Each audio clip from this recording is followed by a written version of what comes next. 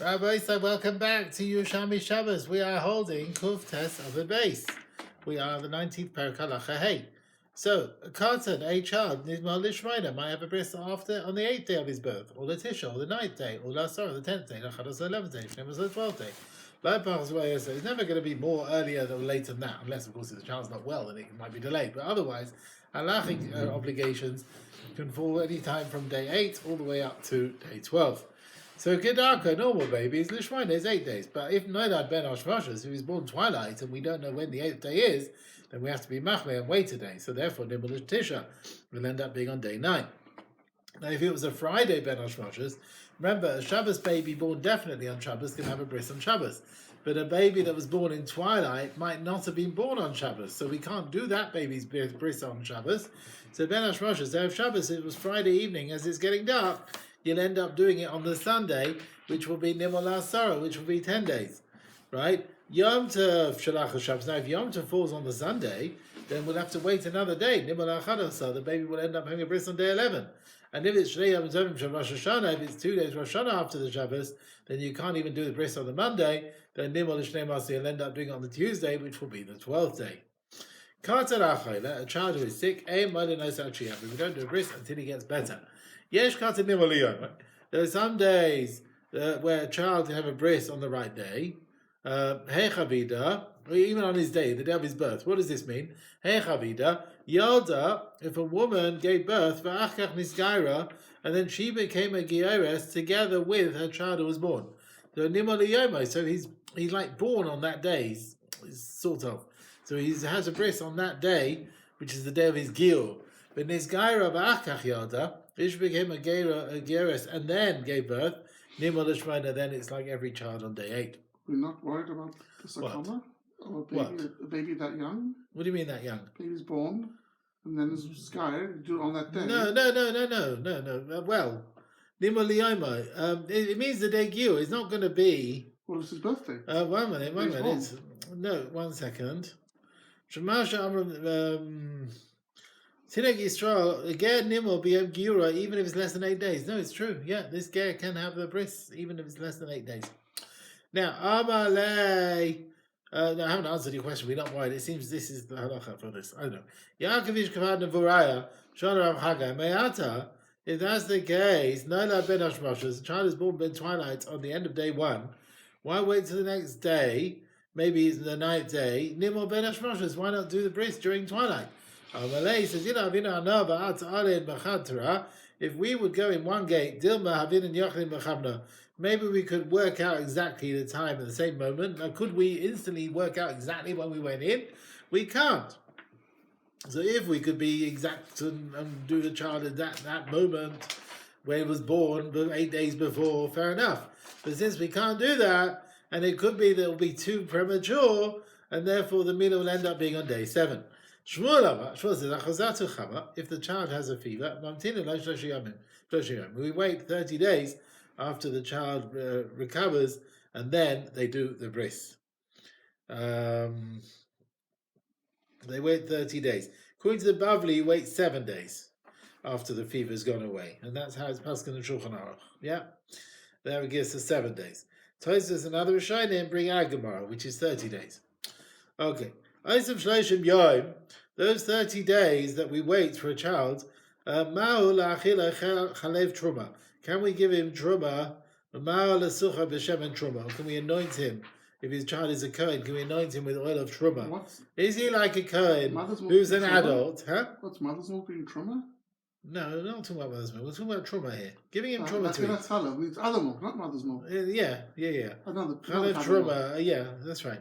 So the question is he treated as a Cohen who's an adult and who's not had a bris intentionally that you can't give him truma?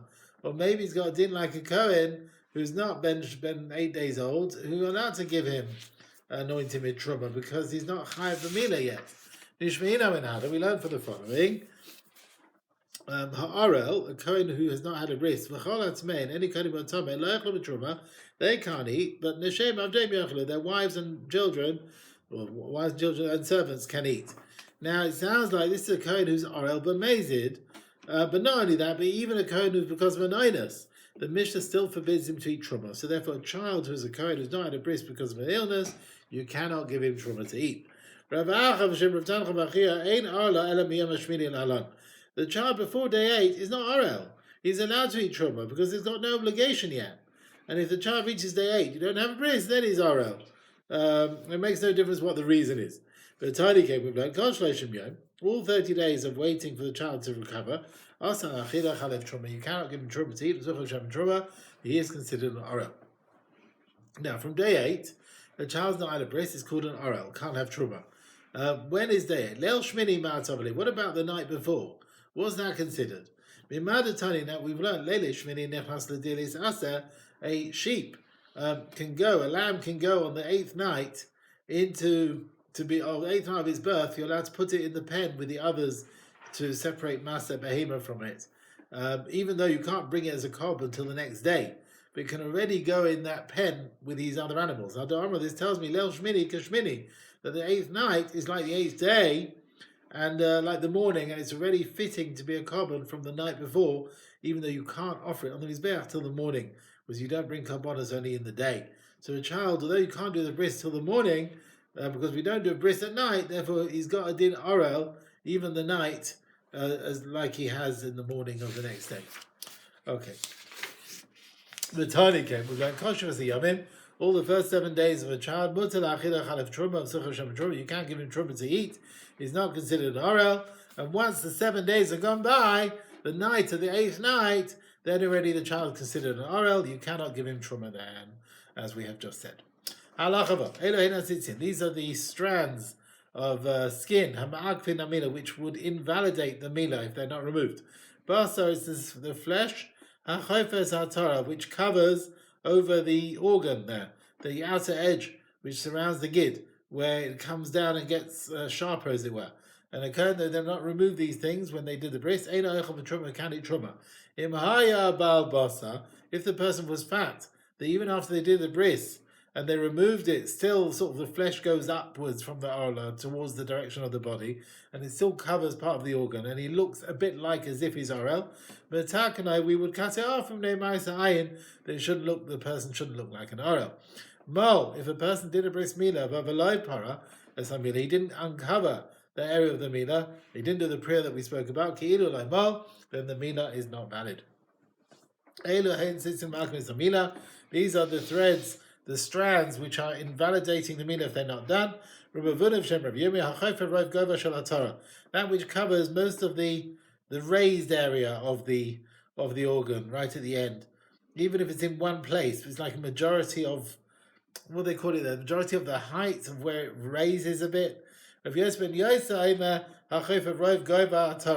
Also, the majority of the height of that atara, even in one place. So he seems to be saying the same idea. Now, Rav Tava b'Shem Shmuel, to work out if it's covering the most of the atara,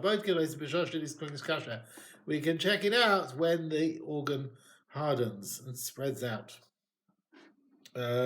It could be the orla which covers over the rove of the atara with a limp organ, will not cover it when it's in a erect state. We're worried about Maris Ayin, or we're worried about Apostle Bris? Apostle Bris we're talking about. What about Maris Ayin? He says sits in which ma'akvin. It's not essential bris. It's not valid bris. Right. Shmuel holds that these leftovers that are not ma'akev v'kashrus l'milah unless they cover the atara even at a time when it's erect. If they don't cover it only when it's limp, then they're not ma'akvin the kashrus of the milah. Okay. Ma v'loi paras hamilah kilu lo ma. So if you didn't do priya, as if you've not done the bris. Tani b'mlon. Onush kores. The person will get kores for breaking Shabbos because only a kosher milah pushes away Shabbos. Without priya, it's not kosher. So you've done chayvel. You've wounded. That which we say, that is where he started doing the milah late on the Shabbos day. He hasn't got time to finish it with the priya because he couldn't finish it and do it on the same day. So he's chayav kores for breaking Shabbos. He did a wound on a child without doing a mitzvah. If he's got time to finish the job before nightfall, he's allowed to complete the milah later on during the day, and he's allowed, even someone else can finish it off, and therefore Eina Choshesh, he doesn't have to worry about Chil Shabbos, because he's doing a bris in the way to finish it, do the mitzvah itself on Shabbos. Yeah, the idea of Chabura here, there are some versions of Shittas who hold that what? That even Mekalkal B'Chabura is Chayav. Even though there's nothing positive at all, making a Chabura, making a wound on Shabbos, but it could be that single doubt that even it's a kill call, but Chabura might be Chayav. Tiny we learned. When a person's still involved in the Mila, you can go back to do Ben on Sis Magvin, Ben Sis Magvin. The bits which are essential or not essential. Pirish, but once you've moved away, you only can go back to what's essential B'Mila with the Mila.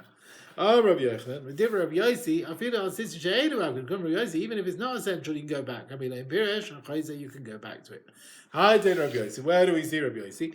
I had to learn something Rabbi Yossi over. Yom Tov Rishon Shel Chag, the first day of Sukkot, Shachalias B'Shabbos, B'Shachach, and you forgot V'Yitzis Halov B'Shuz Rabbim, you carried the lulav in the street, Partu, you're part for carrying, you thought you were doing a mitzvah, so it's Talmud to a mitzvah. Now, you didn't really do the mitzvah when you took it in the street, you fulfilled your duty when you picked it up at home, right? But you were doing a hidur mitzvah. You carried on carrying the lulav, like the old minhag of the men of Yerushalmi would carry the lulav all day, yeah?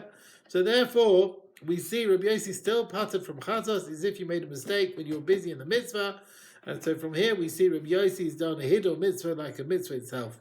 Okay, so he will allow a mol to go back on Shabbos even on tzitzit which are not essential to do the hidur.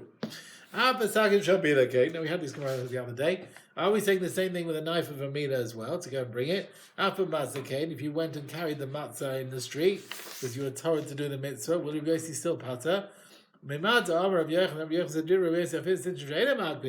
Even the things which are not special, not essential. In Pirish, you've moved away from it, you can go back to do it. This tells me up, Mila came the same did with the knife of the Mila, you're part of Quinta B'Yosi up, and Matzah, if you carried the matzah in the street, you are also part of Hadron Allah, Perik 20. Rabbi Lezer said, you can hang up. Now this is a sort of strainer, or filter, strainer, which you strain the wine on a vessel on Yom Tov, and you're hanging it up, and that way you filter it. Now, you can do it on Yom Tov, but not on Shabbos, because you're making an oyel, you're making a roof, as it were, over this keli. But and you're allowed to put the wine, the sediment wine, into a mishmeres, which is already in position, even on Shabbos. So once it's already there, you're allowed to put food, drink into this filter, which is already in place on Shabbos. They said, no, you can't put it in place on Yom Tov, definitely not Shabbos. And you can't even pour the wine to filter out in this strainer, which is already put in motion from before Shabbos. You're allowed to put into mishmeres on Yom Tov, so they are more strict. They said on Shabbos you can't use it, on Yom Tov you can use it. Rabbi Lezer told it as a mishmeres. We said the way you can put it in place and so on, but not on Shabbos. Chachamim said you can't even put it in place on Yom Tov. Now we bring a brayta. We're going to ask the din of the Chachamim in our Mishnah and then the din of Rabbi Lezer. Now we're going to bring the machlokes from Lezer and the Chachamim. We brought it on Daf Kuf base. Can you close the sort of window on Shabbos and Yom Tov, sort of a shutter with a board or some other thing which is not tied well to a building? There's no argument. You're allowed to put in place like a tent which is not fixed. In the first place on Yom Tov. Everyone knows you can't do that. You can't just make a tent on Yom Tov. The question is, where do they argue? Can you add on to a temporary cover on a tent which is already in place? For example, you have your sukkah, you got your schach, and now it starts raining. Can you put a rain cover on? Well, you already have a roof. You got your schach as your roof. Can you put an additional roof? So we're saying, Rabbi Lezer holds no. You cannot add to an existing oyel, even on Yom Tov. But definitely not on Shabbos. Chachamim said no. By Sifin b'Shabbos, you can definitely add more oil on Shabbos, and of course you can do it on Yom Tov. But now our Mishnah, with this strainer that's in place, surely we're talking about, it's like an extra, additional oil. And still the Chachamim forbade you to put this thing in place on Shabbos and Yom Tov because you're making an oil arai. But the Brisa seems to fit in, according to the Chachamim, you're allowed to. We said you're allowed to make an additional cover, additional roof on Shabbos and Yom Tov. Now we seem to say this mishmeres is the same thing. You're adding onto a roof, as it were, right? The mishmeres is like tosefes oil for what's there. He says the walls of the keli on what is hanging are already in place, and they're part of the roof. And putting this thing is like additional roof to this tent. Yeah. Sometimes making a roof on mechitzas which are already in place is considered a new ayal, and not a tesefes on what's already there. As if you make the roof to save from the sun or the rain, that sort of roof is also even if there's no walls. Therefore, even when you're making it on the walls, it's not a tesefes on the ayal, it's like a new making of it. But here, this mishmeres is not really for the sake of the area underneath it. It's an oil, it's only also together with the walls of the vessel and hanging the thing in. That's why. Tifta, we can explain the Mishnah. It's a new filter you never used before. You're making it into a vessel for the first time. It's makib patish. That's why they forbid it. Right? But then, Kol Sheken Mechaber Shidas Rebelezer. When Hashmos Rebelezer shit has moved around. We've got a complete steer in him. Ma'im Taman, in the case of the Mishnah of Talias Mishmeres in our Mishnah, not only you're adding Machshira, Likli, you allow it to, you make it into a Kli by hanging it for the first time, and still, our Talmud Rebelezer says, Mutter, you're allowed to do it on Yom Tov. Kam, in the Brisa with closing the shutters, it were Sheina Machshira Likli, you're not making it into a Kli by the fact that you put it in the window more than it was. And the whole question is to vibid, and maybe because of Arai, like Hashkin, how much more so we should allow you to close it on Yom Tov. And yet the Bryce says, you can't close it. The view of Rebbe Lezer and Mishnah, which allows the Mishmeres, is like the view of Yehuda. The son of Yehuda, they allowed you on Yom Tov not only to make Eichel Nefesh, malachas of cooking, but Av Machshirei Eichel Nefesh, even the preparations, earlier stages of Eichel Nefesh Hitiru. So therefore, although there's an issur adding an extra cover, extra roof, and the case of Mishmeres there's the issur of you're making it into a keli, but Rebbe Lezer allows it on Yom Tov because Machshirei Eichel Nefesh is preparations for cooking, isn't it? It's Machshirei Eichel Nefesh, hanging these filters for the sake of filtering the wine in order to drink the wine. So that's why it'll be permitted. Whereas closing these shutters and so on, which is not tied to Eichel Nefesh, Rebbe Lezer forbade it even on Yom Tov, like his view that it's also to add an extra roof.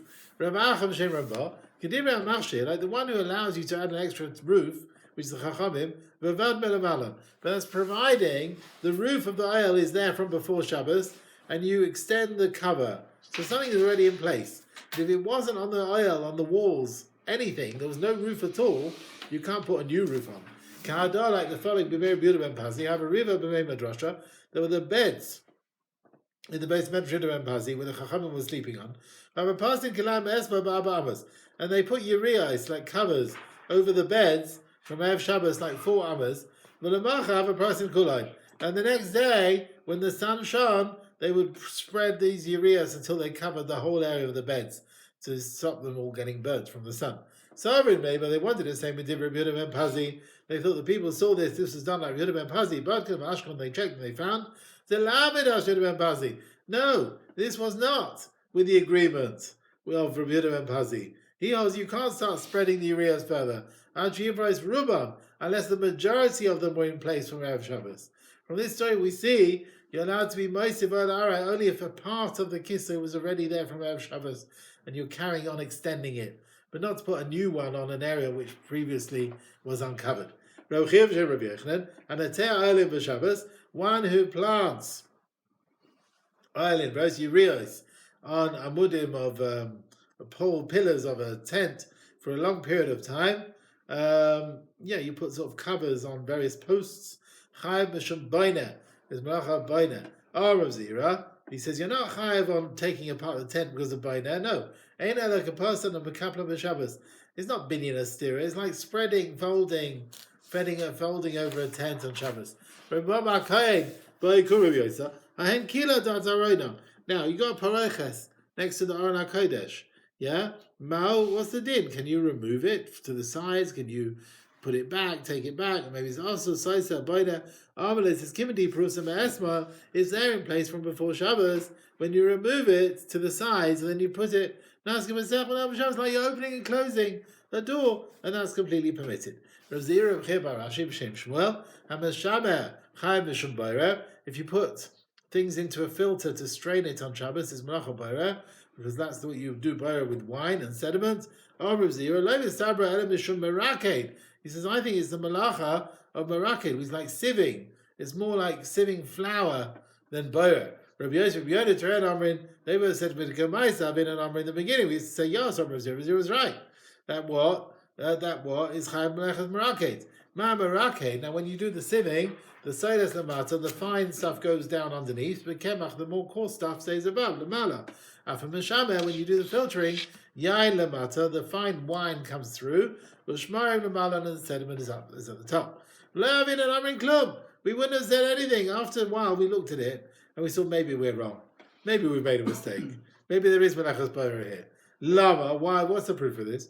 So, because Yom Tov, Huta Mikal Breira, there's no problem with Baira on Yom Tov. Right? It's forbidden on Shabbos, but permitted on Yom Tov. And Huta Mikal Shimur. And also the Melach of filtering is also permitted.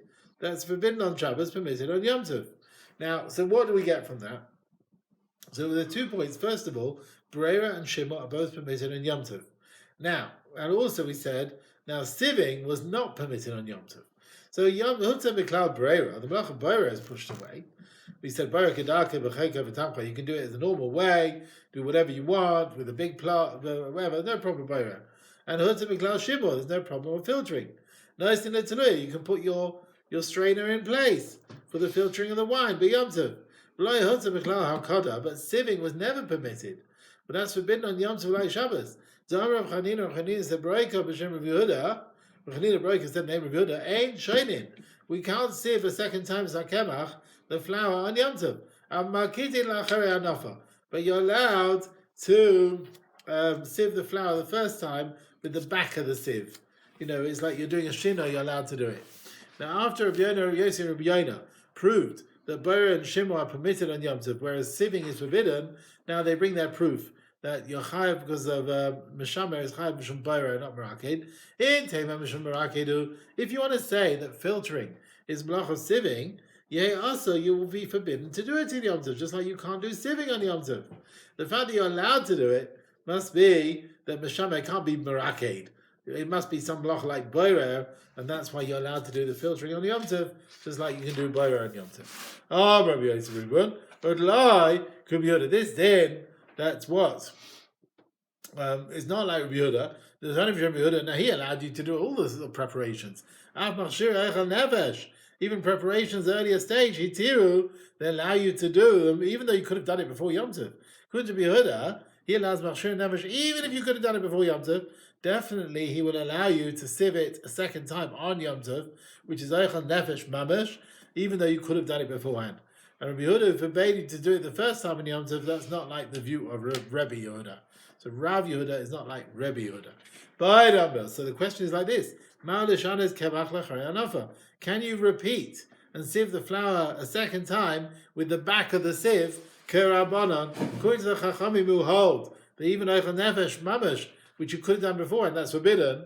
Just like Rabbi Yehuda allows you to sieve the first time in the back of the sieve, will he allow you to sieve a second time?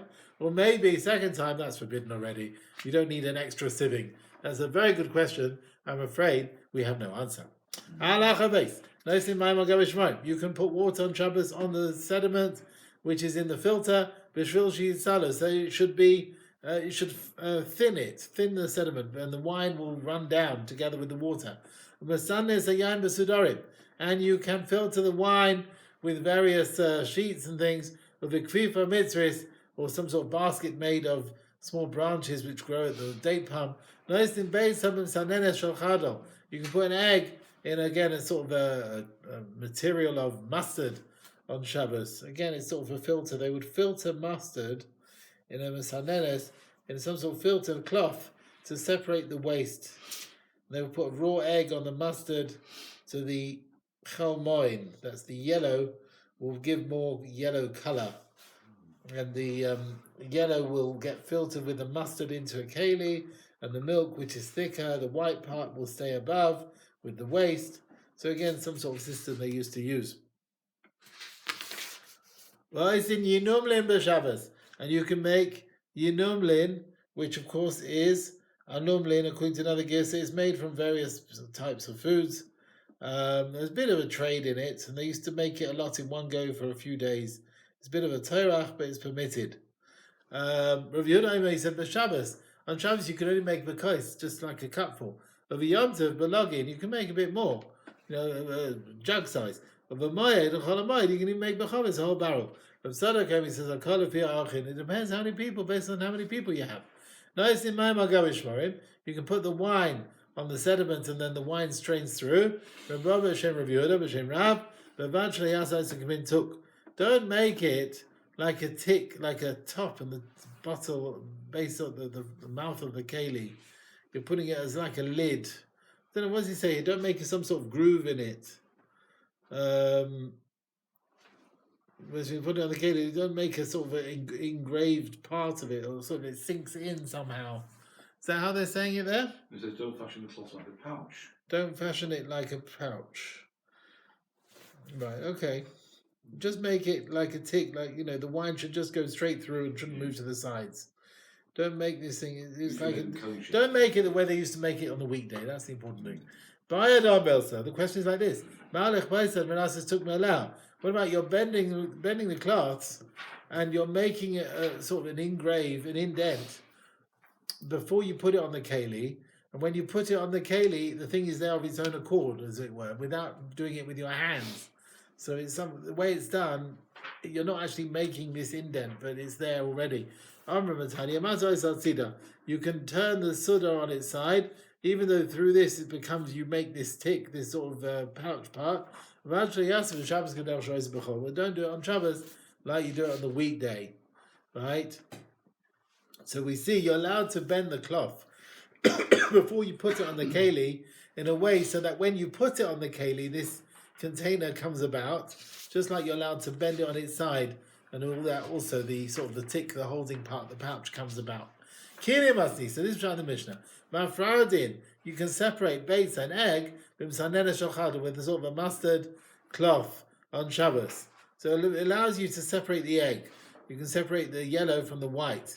A gush shalchado, you have like a clump of mustard, you want to soften it in a drink and mix it together. You break it with your hand, but not with a vessel. You should do it differently to what you do in the weekday. You can rub it with your keli, but not with your hand. It's considered a shinoi to use a keli. But surely, haklavim, those who follow like the dogs and they don't care on their food, they don't start using it with your hand, they use a keli. Surely you should use their hand as a shinoi. You can break it down with a hand or a vessel. Is yain or dvash or pilpulin, various peppers and wine and honey and various mead type drinks, and that's what inumlin is. Halacha gimel, Rabbi say, ain't shown as a chiltis bepoishrin. You should not soak. Now chiltis, of course, is a type of plant. Asafatida. But please don't ask me to spell that. Asafatida. A-S-A. What is it? A-S-A-F-E-T-T-I-D-A. Right, very good.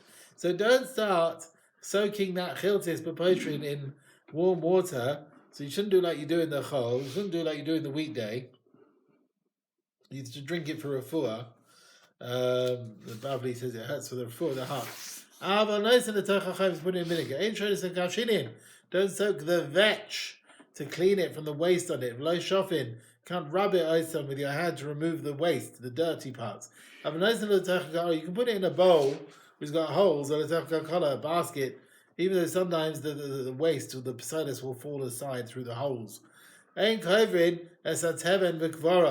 You should not sieve the straw with a sort of a sieve to remove the chaff. Don't put the kavara with the straw on a higher place, that the chaff should fall away, which is mixed with the straw through the holes of it. You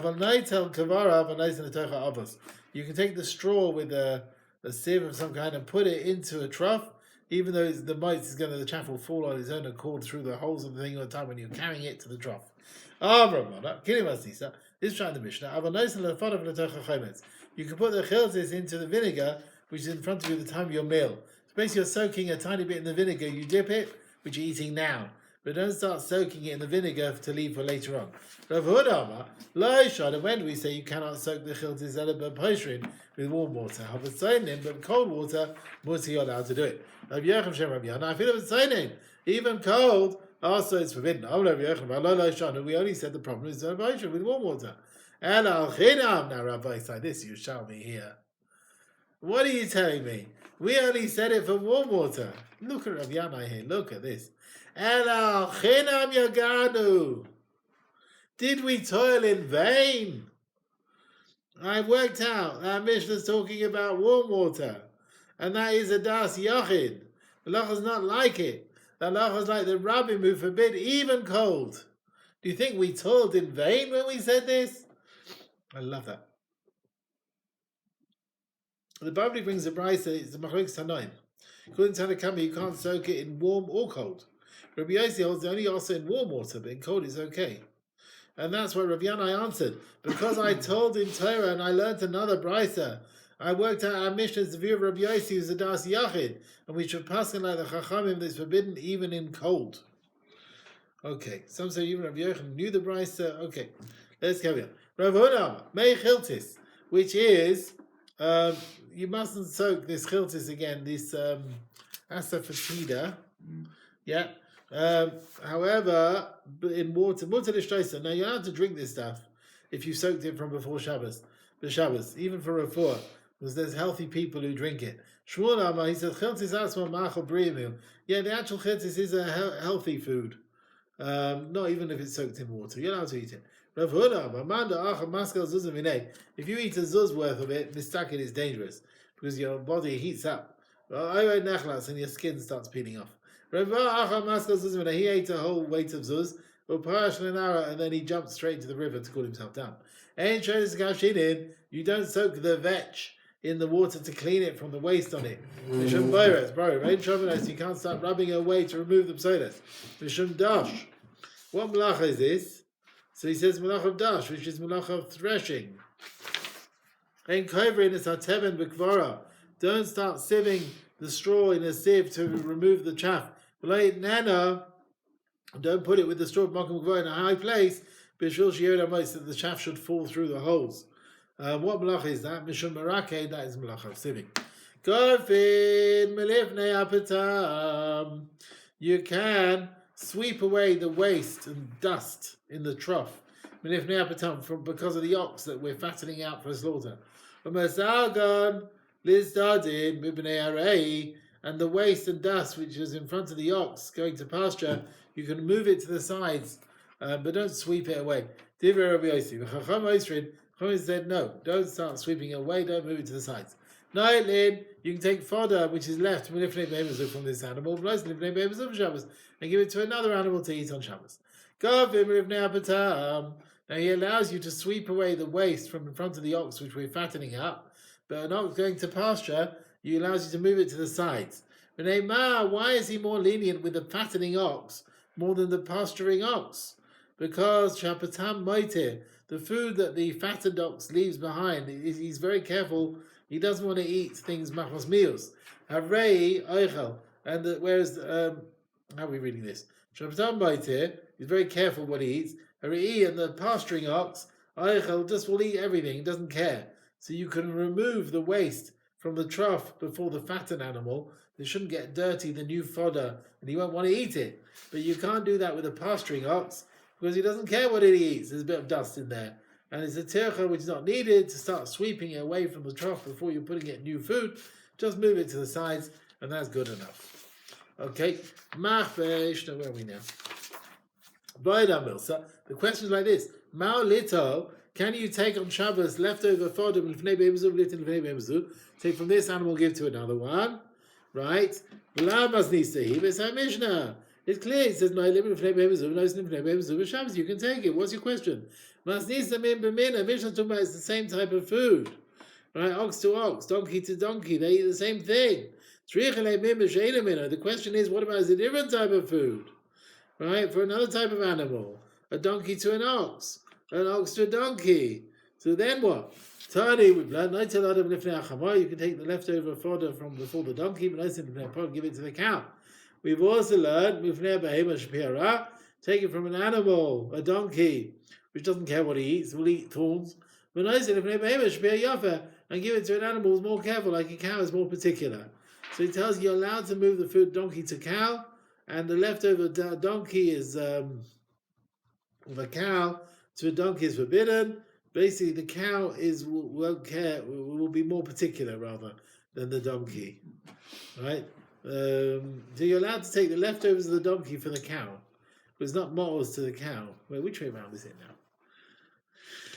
Let's see it around. The cow, the donkey doesn't care what he eats. Put it in front of the cow, who's more particular.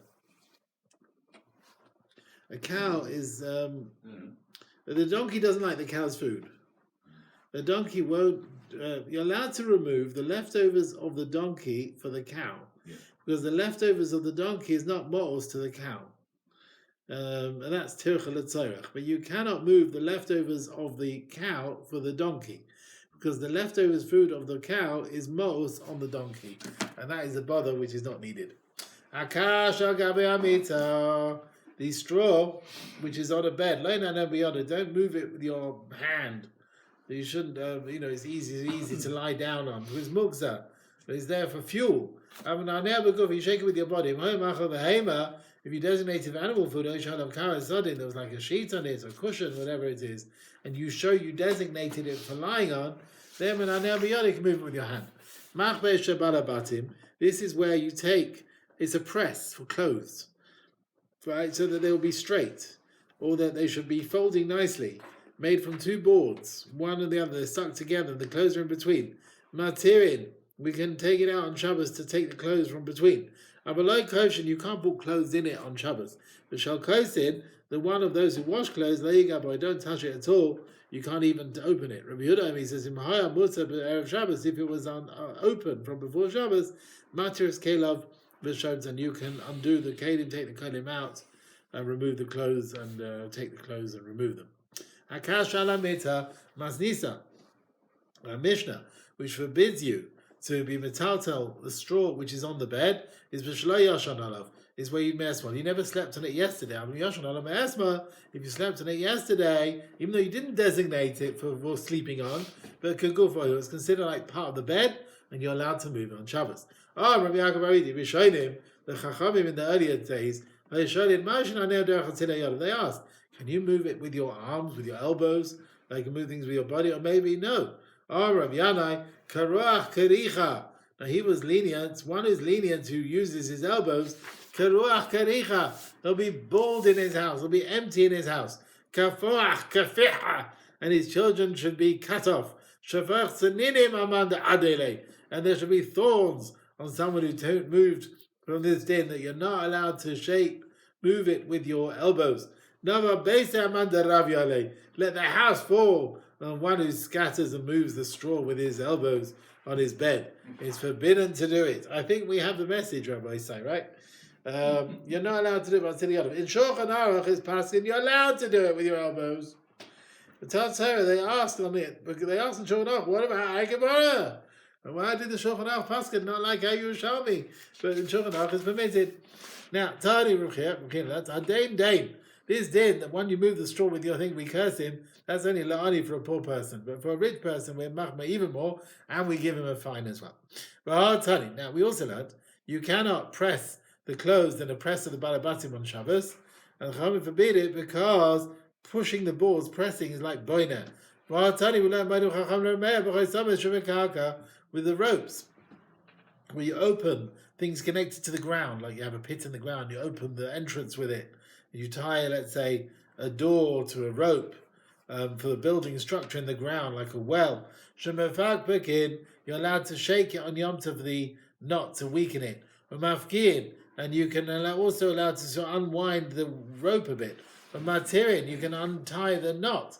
And you can even cut the rope to take any food which is in this area to get to this food.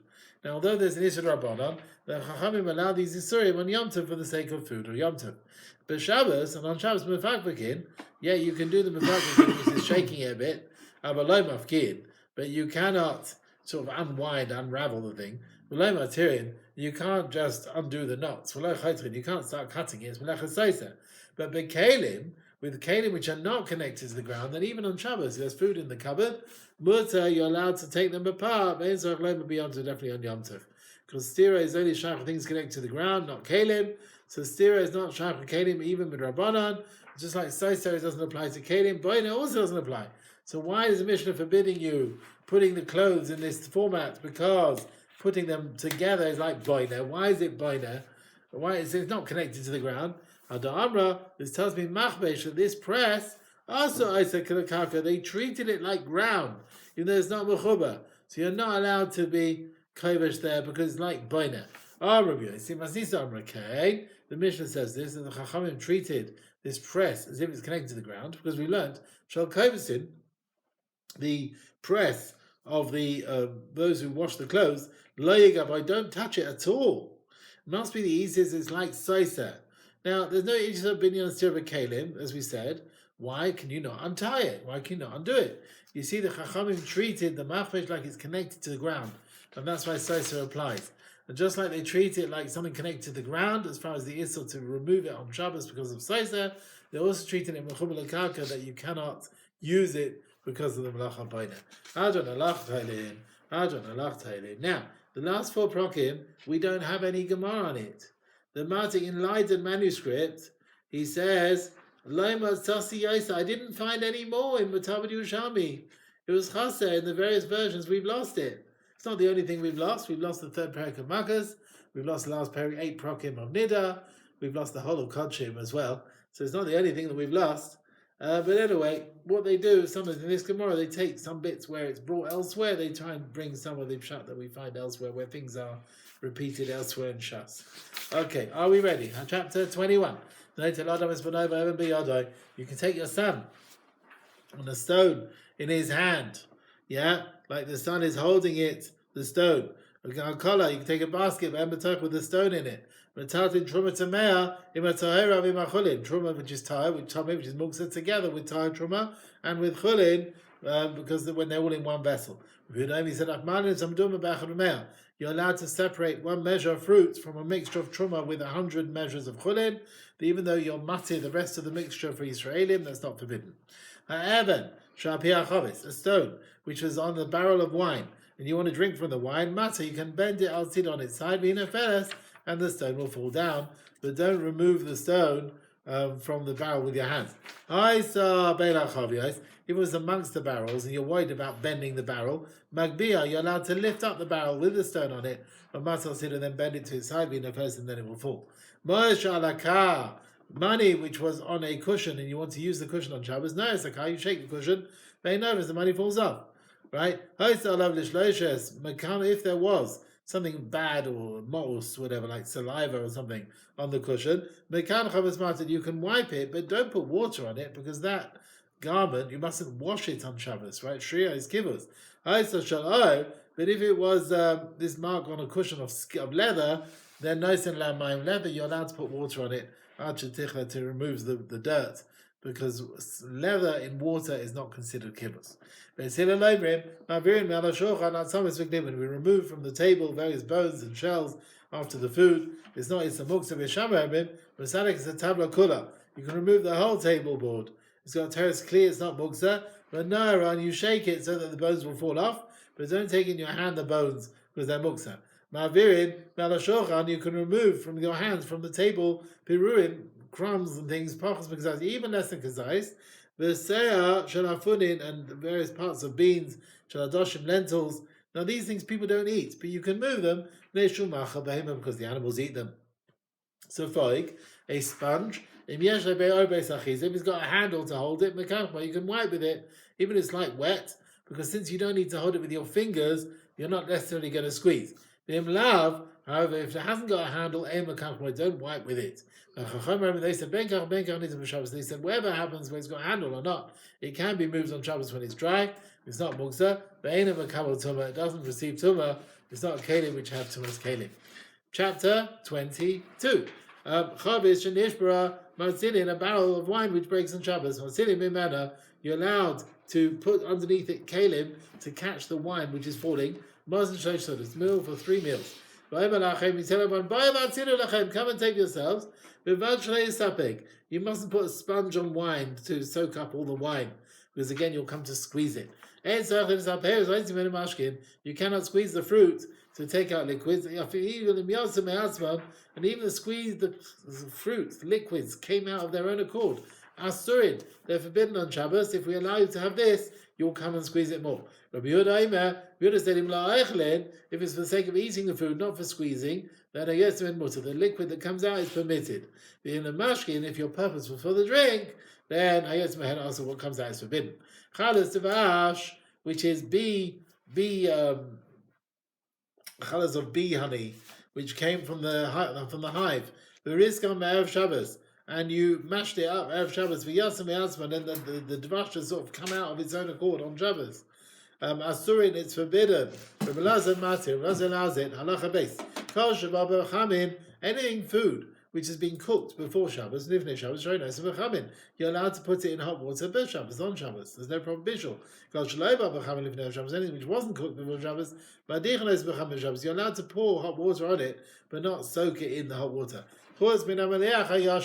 Apart from the certain type of fish which has been pickled, v'dagim meluchim ketanim, and the fish, the small pickled fish, which my teacher used to call the Spanish mackerel, and these are also to wash in hot water.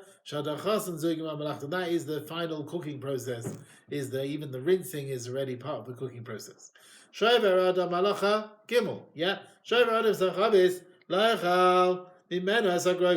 You can break a barrel to eat even a dry date which is inside. You shouldn't have intention to make a keli, make a nice hole that would be an opening which you'll use all the time. That's technically. We don't make a hole in like a stopper of a barrel, because you'll make a nice Pesach. Rabbi Yehuda, that's Rabbi Yehuda's view. You have to remove the whole top. Rabbi Yossi Mati, he allows you to make a hole, because it's not a derech to make a Pesach like that. Ben agrees, don't make a hole on the side, because that will be a nice Pesach to be used. If the barrel had a hole from before Shabbos, you want to block it up, don't allow Shabbos, don't put wax on it to close up the hole. You're spreading it and smoothing it. Right? There was a story about He said, I'm a bit worried because maybe you'll smooth it out the wax.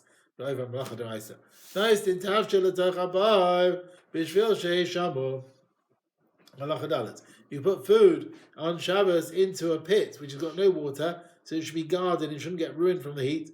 And also, mayim hayafim b'ra'im, a keli full of good water for drinking, into a mikveh of bad water, so you should sort of cool it down. And you can put sayin in, a keli which has cold water, b'chamin, in hot water, to warm it up. If your clothes got wet, b'mayim, in water, as you're traveling, you can still walk with them. You don't have to worry you'll come to squeeze it. When you reach the first courtyard, just on the edge of your town, then you can put them out in the sun to dry them in the courtyard, but not in front of everyone, because Ma'aseh people shouldn't think that you actually wash them on Shabbos. Remember, the Yerushalmi doesn't hold of Ma'aseh, things which are forbidden, even Ma'aseh, even Chadr Chadr Ma'aseh. So Yerushalmi Kalayim brought 7 questions against that. So the same idea here. One who washes on Shabbos in a hot water, which is in a well or cavern, with a maize Tiberia, the hot waters of Tiberia, mistapeg, and you're drying yourself, even with 10 towels, do not bring them to your house in your hand, we're worried you'll squeeze them. 10 people can wash themselves with 1 towel, providing they're happy doing that. Right? And they'll wash their faces, their hands, and their legs. One's allowed to anoint the body with oil and rub with one's hand on one's stomach for the sake of benefit. However, we do not do any action of exercise and so on which can cause sweat. But misgardin, and don't use misgardin is a sort of tool they use. They would scratch the flesh with a special keli made for this to clean it, some sort of hard sponge of some kind. Don't go to the valley of Piluma. Now, Piluma is a bika full of water where the mud was very smooth, and one who goes there will fall into the water and your clothes will get wet. You can't drink on Shabbos this water which causes vomiting. We don't sort out the bones of a child which needs sorting out. We do not put back a break. If a bone is broken, we don't put it back in place. Someone whose hand or his leg came out of place, don't rub them a lot in cold water to heal them. Wash normally, even if they healed, then they healed. You want to carry on, yeah? Okay. Parak 23. One's allowed to borrow from his friend. Oof. Hard work, Rabbi say. Hard work.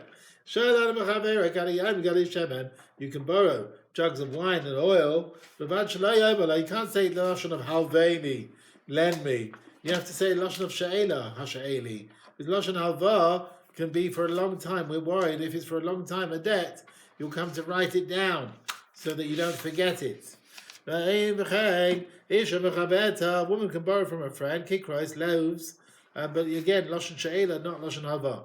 If you don't trust the person, it's like you leave your outer garment as there's with him as a pledge, and then you make a reckoning after Shabbos how much the person owes, and you pay, and then you take back your garment. Which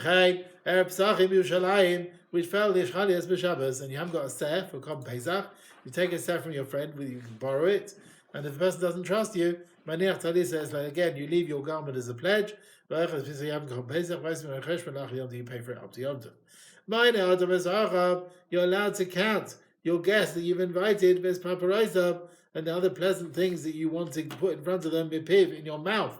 Don't write them down. Don't read from what's been written down, because you might amend it. You can make a goyrel with your household at the table. Who's going to get first share from the meal? Only with your household, who don't really care if one gets slightly more than the other. Well, there was a time when that happened. If, however, other people, you can't make a goyrel, because since they are particular about it, they'll start measuring and arguing, and that's only on Shabbos. But on Chol Hamoed, you can put a goyrel with other people. But you should not intentionally make it in a way that will divide one big portion against one small one. That's also because that is kuvya, that's like playing with dice and so on, which is a problem of gambling, of gezel.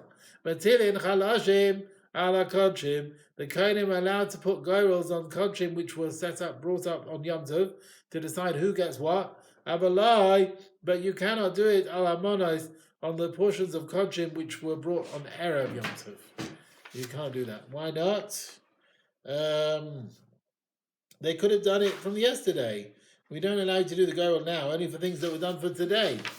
Right? Halacha Gimel. Do not hire workers on Shabbos. They should work for you on Shabbos. Let's go live. Don't tell your friend to get you workers. You cannot go to the end of 2,000 hours to wait there for Shabbos to go out, to go straight away on Motzi Shabbos beyond the Tchum, where your reason is let's go him to hire workers and loving parents to bring fruit. Anything you can't do on Shabbos, you can't wait at the Tchum for. You can stay at the Tchum Lishmai to guard the fruit beyond the Tchum. Guarding your fruit is permitted on Shabbos. Something which you can do on Shabbos, you can be waiting at the Tchum for. And in this situation, maybe you're allowed to bring parents beyond, you can bring the fruit with you in your hand from what's still growing. He says, anything that I'm allowed to tell someone to do after Shabbos, I'm allowed to stay at the Tchum for it. So anything I'm allowed to do after Shabbos, I'm allowed to stay at the Tchum for it. Halacha Dalet. Machshichin ala Tchum lefakech iskei kala. You can stay at the Tchum to be involved, for a kala to be involved with our chuppah. Iska ameis le'aleinu, to check the various requirements for a dead body. La'avi la'armid ha'krichin, to bring in the various burial things. A guy brought flutes and things for a eulogy, for a mace. Don't use them straight away when Shabbos goes out. Unless he was nearby within the tchum. Also, they made a coffin for a nochri for burial on Shabbos for and they even dug a kever on Shabbos. You covered by Israel. A Jew can be buried in it on Motzi Shabbos. But also, if they did a grave or coffin b'shvil Israel for a Jew, like covered by Alamith, he should never be buried in there, because everyone will hear, oh, this was done for a Jew. It's not good to be buried in a coffin that was done for him on Shabbos. You can do all the requirements of the mace. You can anoint him with oil and water. It mustn't move a limb. We can remove the cushions from underneath. Put it on the sand. It will delay the smelling process. And if the mouth of the mace was open, we can close the jaw of the mace. But not that it should go up again and close. It shouldn't open up further. A beam of a roof of a house is broken and is going to fall, so you can support it with a bench or a length of the bed, but not that the beam should go up back to its normal place, and it shouldn't fall further. Shabbos, we do not close the eyes of a dead on Shabbos after he's died, because moving an aver of a mace, but also don't do it on a weekday. While a person's dying, it might hasten the death. Anyone who does close the eyes of the dead while the person's dying, this is like murder. Perek 24. Someone who is getting late on a Friday and he's on the way, he can give his purse to a guy to take it for him in the street. If there's no guy with him, he puts it on the donkey will take it. When he reaches the outer courtyard, then you take the kelim which can be moved, which are not muksa, and the ones which cannot be moved on Shabbos, you don't take them in your hands. You untie the ropes, but they fall on their own to the ground. Now bunches of, this is animal food, and you're untying it, the two ends in front of an animal. When it's tied together, the animal can't eat it. Once you untie it, then you shouldn't scatter it. They should smell. It'll be nice eating it, because we don't allow you to do too much bother. You can spread before the animal like nice cedar wood, moist. They're not really fitting for eating without scattering, so it's not enough for them just to untie it. But you mustn't scatter these agudas of bunches of things which are tied in the middle. Basically, you just untie the bunch. That's all that's needed. Do not break down not the animal food or the carobs of behema. Bein daka, whether it's an animal like a sheep or goat, or bein gasa, or like a cow, because he can eat it without you mashing it up. So therefore it's tircha, which is not needed. He allows you to mash up the carobs, the daka for a small animal, because it's hard to eat without you mashing it up. You do not stick for a camel in its throat a lot of food against its will. And we don't push food into the throat where it can't reach, even if you're not sticking a lot in. Malitin, you can put a bit of food into its mouth the way that it could come out. And also in mamrin, as I got it, we don't fatten the calves by pushing food to a place where you can't get it out from there. Malitin, but you can do a bit, putting a bit into their mouth. Behalkatin letana golim, you can put a bit of food into the mouths where you can get it back. And put water on the bran to allow them to eat it. But you don't mix it with water because it looks like melach hablisha.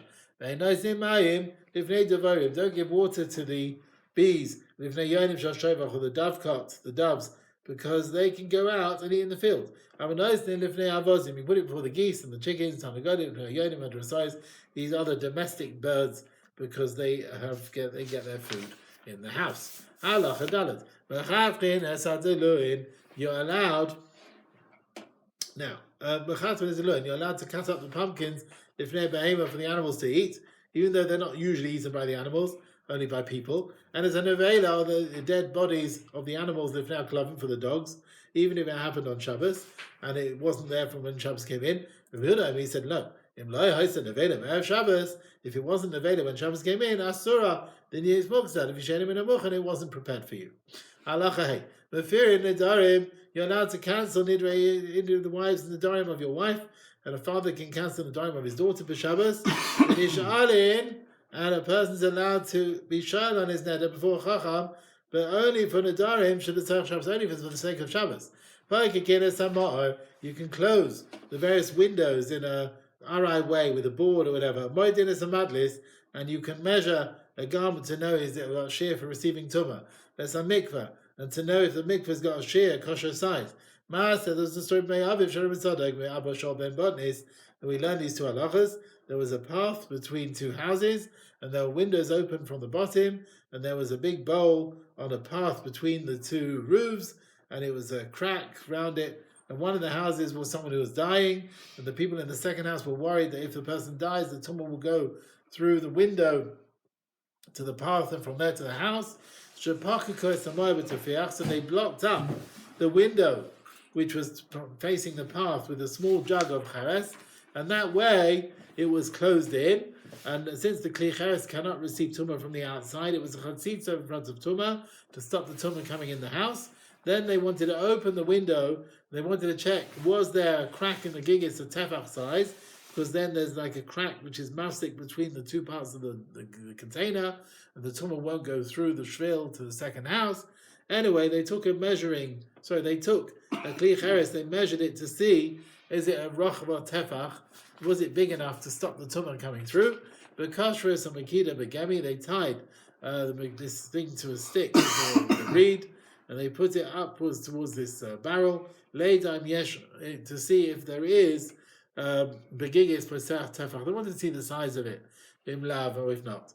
And with Divrei Labana, from their words we learn, shapoikikin, we can close up the window as a temporary measure, and you can measure mitzvah things, and you can tie things on Shabbos if it's not a kesher shel kayama. Hadron alach misha hechshech, hadron alach pek misha hechshech. Sliking on Masechet Shabbos. Rabbi Isai, if you've enjoyed this share, please let me know. We finished Masechet Shabbos, a tremendous thing. We have an email address. Is it ycdyerushalmi@gmail.com? Yeah, Yerushalmi with an I at the end. Please let me know that you're enjoying our learning. ycdyerushalmi@gmail.com. And we will, Be'ezus Hashem, be starting Masechet Erubin.